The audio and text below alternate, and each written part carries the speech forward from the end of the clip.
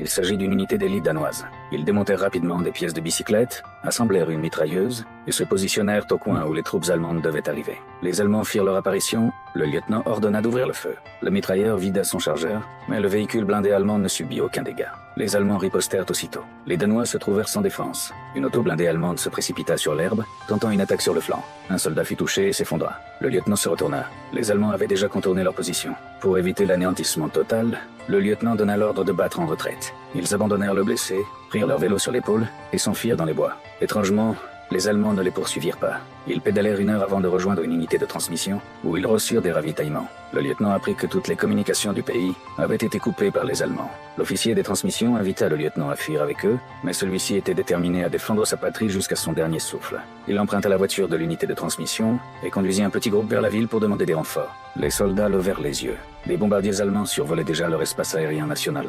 Ils échangèrent un regard. L'écart d'armement et de puissance de feu était immense. Mais le lieutenant s'accrocha à sa conviction. Défendre la nation ou mourir en essayant. Il mena l'escouade dans la ville, établit une ligne de défense et attendit l'avancée allemande. Un char allemand s'avança dans la rue. Le mitrailleur appuya sur la détente et vida son chargeur, mais là encore, il n'infligea aucun dommage au char. Le tireur danois saisit aussitôt son arme et s'enfuit dans une ruelle arrière. Le lieutenant ordonna à tous de reculer dans la ruelle, seulement pour tomber dans une embuscade tendue par des troupes allemandes déjà postées là. Un autre soldat fut blessé et tomba. Le lieutenant se retourna. Une auto blindée apparaissait à l'entrée de la ruelle. Le petit groupe était à nouveau encerclé. Les munitions reçues de l'unité de transmission étaient presque épuisées.